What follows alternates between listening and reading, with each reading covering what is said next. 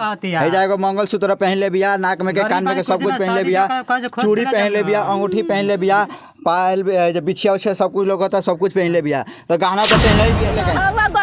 उनकर बाप कितना चमकत रहले, चमकत घर बनैबे ना कनी लो 2.5 लाख रुपया घर में रखन लो। ओए गरीब घरों में विदा कइले उनकर बाप देख के सब विदा कइले। ओहो देख के 2 लाख रुपया रखलन कि ओकरा पर अकाउंट चेक कराना, ओकर अकाउंट पे 3-4 लाख रुपया तो ओकरा अकाउंट पे भेजल। सबूत बाटे ओकरा अकाउंट पे चेक गरीब है, सब महीना का 30-35-40 रुपया कमा लेनी हम बंगला में। का बात बुढ़ हम बिलवा का चल के हीरा बन दिया रौरा कहत नहीं कि 10 थान गहना ले गइल बिया, 2.5 लाख रुपया ले गइल बिया। हई टूटई मरई के घर में 10 थान गहना रो रख है। देखला फोटो में दिखाई गाना कितना पहन ले बिया, दिखाई ना फोटो में दिखा ले आई, फोटो ले आई, फोटो ले आई। हवा गइरा था उनकर बाप कितना चमकत रहले, चमकत घर बनैबे ना कनी लो 2.5 लाख रुपया घर में रखन लो। ओए गरीब घरों में विदा कइले उनकर बाप देख के सब विदा कइले। ओहो देख के विदा चाचा के बियाह में रुपया देले बड़े, चाचा के बियाह में ओकरा चाचा के बियाह में रुपया देले बड़े। 10,000 दियारी बाती का दिया ना बारा करे है तो ओकरा बाप मंगल तो लइका बाहर से 4,000 रुपया पेठौलो तो ओकरा घर दिया बाराई उ का बतियाई त कहां से झमकावती आई। देखिए ये राधा के फोटो आ गल है। देखिए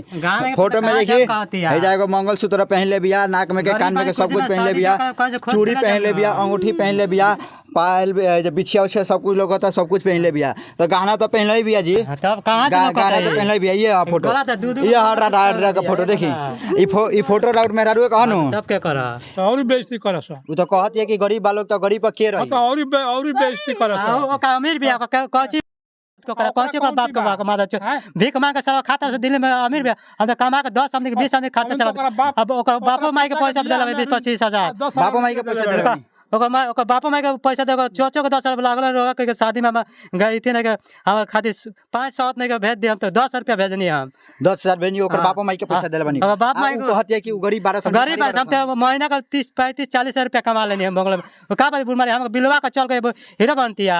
अगर बाप का अगर बाप के चोदल हो कि हम सामने का बात करे, अगर सुअर का चोदल हो तो ना बात करे। सब बाप रे बा सब गहना लेके अच्छा एक गहना लेके भागल। उ कहत या कि गहना लेके भागल बनी। 10 थान और गाना का रोप लगावत नहीं। 10 थान गाना का नाम याद बा? गाना मंतिका गए रहे, नाक में के गए रहे, कान में के दोनों गए रहे, मेदी छाला गए हाथ में के, पायल गए 2 थान, अच्छा बिछिया गए रहे, दरकासा गए रहे, काना गए रहे, सब कुछ मंगलसूत्र गए 2 एगो हम किनले बने, एगो ई लोग किनले वालो। हां और सब लेके फरार बिया। सब लोग फरार बिया। कहत ये 2.5 लाख रुपया उ लोग घर में रख सकला लोग है पलानी के घर में 2.5 लाख रुपया रखलन कि ओकरा पर अकाउंट चेक कराना, ओकर अकाउंट पे 3-4 लाख रुपया तो ओकरा अकाउंट पे भेजल। सबूत बाटे ओकरा अकाउंट पर चेक करे मारे 2.5 लाख रुपया घर रखल बनाए खातिर कैसे उठा कर रखल नहीं। अगला आदमी घर ना बनई हमरा पैसा लेके भाग। हां तो रंदिया करते लेके भाग। हम आइने तो काहे ना घर रुकल, काहे भाग